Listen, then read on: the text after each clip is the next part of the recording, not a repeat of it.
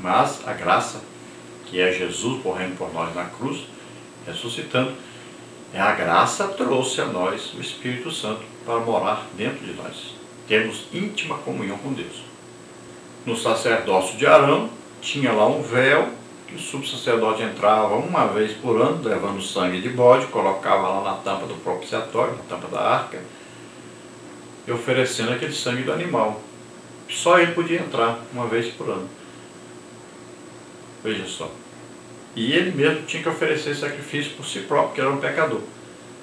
Agora nós, quando aceitamos a Jesus como Senhor e Salvador, o Espírito Santo vem morar em nós. E nós agora temos intimidade com Deus. Podemos conversar com Deus. Entramos na presença de Deus a hora que quisermos.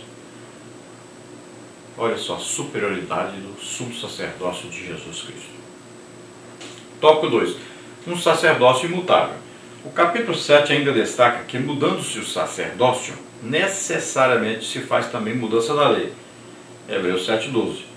O Espírito Santo havia falado por boca de Davi que seria levantado um sumo sacerdote de outra ordem, a ordem de Melquisedeque, como está em Salmos 110,4. Se uma nova ordem se instauraria, consequentemente a antiga passaria. Essa profecia, quando cumprida, necessariamente tornava obsoleta a lei mosaica e o sacerdócio levítico, demonstrando dessa forma o seu caráter transitório. Somente o sacerdócio de Jesus seria imutável e de caráter não transitório. Veja só, quando Arão morre, o filho dele assume. Quando o filho dele assume, então ele vai interpretar as leis de maneira diferente. Nós vamos ver até que os filhos de Arão, 2 morreram, porque levaram fogo estranho. Vai mudando o sacerdote, o próximo sacerdote não vai fazer exatamente igual ao outro subsacerdote. Então ele vai mudando alguma coisa. Ele vai mudando também a interpretação do que tem que fazer. Tanto é que, com o passar do tempo, muitas coisas foram abandonadas, outras foram adaptadas, outras foram mudadas durante o sacerdócio. E você pode ver isso lendo aí a palavra de Deus, você vai ver isso, tanta mudança que houve. Aí, se o sumo sacerdote novo assume e muda alguma coisa, então está mudando a lei, a norma de fazer tudo, esse sacerdócio não é perfeito e esse sacerdócio vai chegar ao fim, porque Deus não vai aceitar mais esse sacerdócio. Está sendo feito não mais de acordo com o que Deus mandou. Então esse sacerdócio aí e suas leis, suas normas acabam quando surge um novo sumo sacerdote de uma ordem sacerdotal superior, que é Jesus Cristo, segundo a ordem de Melquisedeque. Então, olha só, o período da lei passou e o período da graça chegou. Por isso que Jesus disse, olha, a lei e os profetas duraram até João Batista. Profetas que profetizavam a sua vinda, porque ele já chegou, então não precisa mais profetizar sobre a sua vinda. A partir daí os profetas agora são os profetas da igreja, como está em Efésios 4,11. Profetizam coisas, mas não a vinda de Jesus para nos salvar morrendo na cruz. Agora eles profetizam a vinda de Jesus para nos buscar. E fala que a lei também duraram até ali, por quê? Porque a lei que condenava o homem e não mostrava a salvação, não foi eficaz para salvar o homem. Então, a partir dali, agora começaria então o tempo da graça de Deus, que oferece a salvação. Não é que a lei deixou de existir, ela continua condenando, porque ela mostra o que Deus quer. Mas agora tem uma vantagem. Quando ela condena, a graça vem e mostra a solução para a condenação. A solução é Jesus. Então, novo período. A lei, eu não consigo cumprir a lei. Pois é, mas Jesus conseguiu cumprir. E eu estou em Cristo. Então, quando eu estou em Cristo, eu estou cumprindo a lei. porque eu estou em Cristo. Por isso que a Bíblia diz o quê? Nenhuma condenação há para os que estão em Cristo Jesus, que não vive mais segundo a lei, né? Mas agora eles vivem segundo a graça de Deus. Agora é um novo tempo. Eu estou em Cristo, Cristo cumpriu a lei, então eu cumpri. Então não tenho mais aquela lei que me condena, mas agora a lei do Espírito. A lei mostrava o pecado, me conduzia à morte, separação de Deus. Agora é a lei do Espírito, que me conduz a Deus, a comunhão com Deus, a estar sempre ali com Deus, morando em mim. No tópico 3 nós temos aí um sacerdócio eterno. Assim o sacerdócio de Cristo não foi feito segundo a lei do mandamento carnal, mas segundo a virtude da vida incorruptível, Hebreus 7,16. A expressão vida incorruptível é uma referência à ressurreição de Jesus e seu triunfo sobre a morte, demonstrando assim o caráter eterno do seu sacerdócio. Cristo não era sacerdote por uma imposição humana ou mandamento carnal, mas por atribuição divina, como diz o versículo 17, porque dele assim se testifica, tu és sacerdote eternamente, segundo a ordem de Melquisedeque, como está em Hebreus 7,17. O sacerdócio de Jesus não é como o de Arão. O de Arão era um sacerdócio humano e o sumo sacerdote morria e parava de interceder. O sacerdócio de Jesus é diferente. Ele morre, ressuscita, continua sendo sumo sacerdote intercedendo por nós para sempre, eternamente. O sumo sacerdote Arão pecava, oferecia sacrifício por ele próprio. Seus descendentes, mesma coisa. Já Jesus não precisa oferecer sacrifício por si próprio, porque ele nunca pecou. Então o sacrifício dele é em favor dos homens e ele leva o pecado de nós todos sobre ele, não é os dele. Por isso ele foi justificado em espírito. Então Arão é corruptível.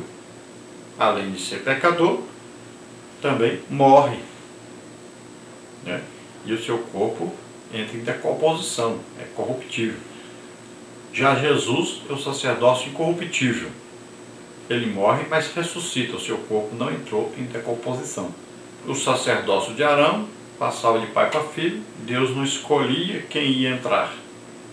A pessoa apenas precisava defender aí, né, ser da família de Arão, para ser sumo sacerdote. E os sacerdotes precisavam ser da tribo de Levi. Já Jesus não, é escolhido diretamente por Deus, uma vez por todas, e morreu, ressuscitou, continua sendo sumo sacerdote intercedendo para sempre. Então o sacerdócio de Arão, o sumo sacerdote morria, passava para outro, e teve fim quando chegou Jesus.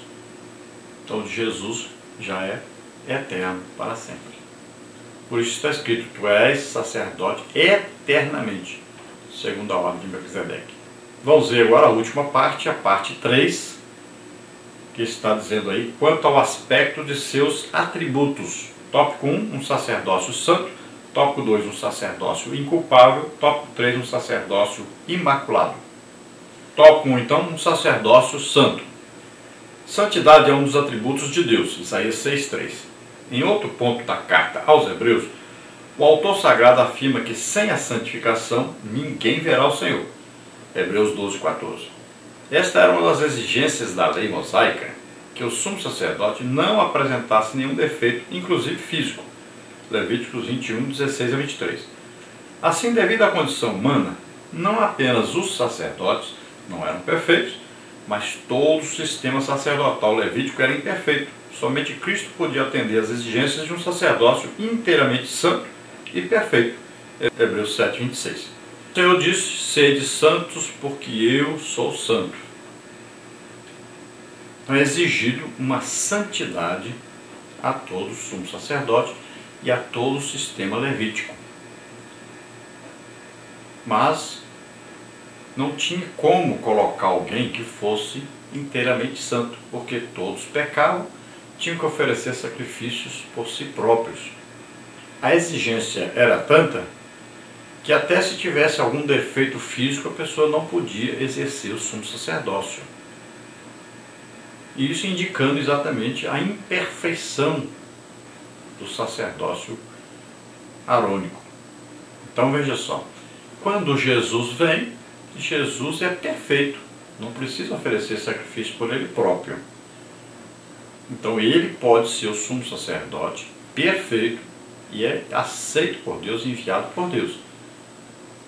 Já o sacerdócio de Arão e seus descendentes é um sacerdócio imperfeito, porque eles pecavam e tinham que oferecer sacrifício por si próprios e continuavam pecando.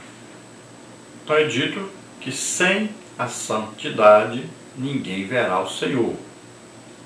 Olha só, o que acontece? Quando nós aceitamos a Jesus como Senhor e Salvador, nós somos declarados na mesma hora santos, e a partir daí nós vamos progredindo uma vida cristã em santificação. Vamos lutando contra o pecado, vamos nos separando para Deus, e sempre, todo dia, pedindo perdão a Deus pelos nossos pecados, para nós estarmos o quê? Todos os dias prontos, para na hora do arrebatamento nós sermos levados.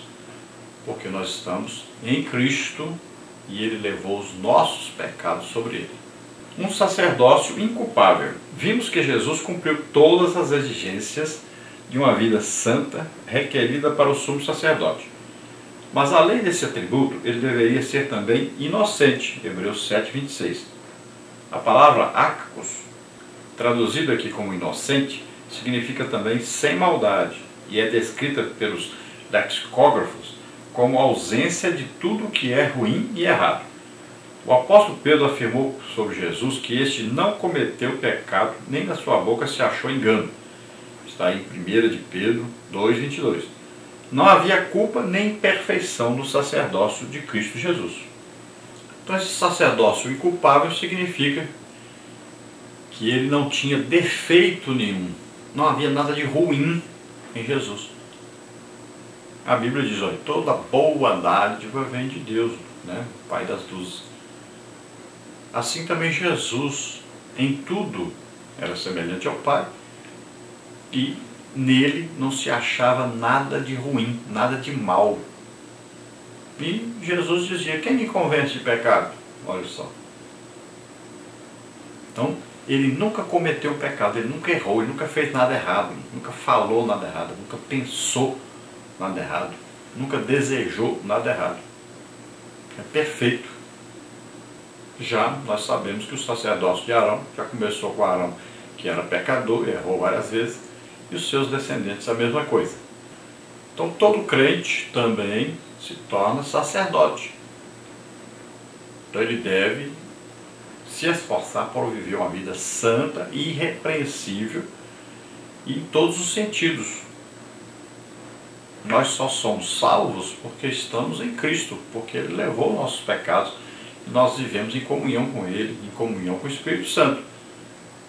Por isso nós somos salvos. Porque se dependesse de nós, ninguém seria salvo. Se fosse só dependendo de nós. Então lembre-se de estar sempre em comunhão íntima com Jesus, comunhão íntima com o Espírito Santo, para que um dia nós possamos estar para sempre com o Senhor.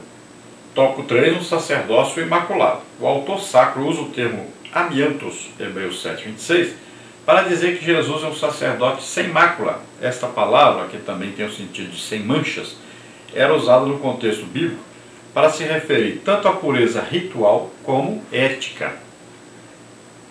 Foi a essa vida santa, no seu sentido ético, e não apenas ritual, que o autor alude para retratar o Senhor como separado dos pecadores. O Filho de Deus assumiu a condição humana e se fez pecado pelos homens, 2 Coríntios 5:21, mas sem pecar. Cristo é o sacerdote imaculado e sem manchas. Então, quando o autor diz separado dos pecadores, não quer dizer que ele viveu longe, se isolou. Ele viveu no meio deles. Né? Pode ver aí. Foi comer na casa dos Zaqueu, né? Conversou com Nicodemos e andava no meio do povo, conversava com todos. Então não se isolou. Tem alguns aí que se isolam do povo, né? Mas isso não é certo. Então não é se isolar do povo. Aqui Jesus andou no meio do povo, no meio de pecadores, entrou na casa de pecadores, comeu junto com pecadores,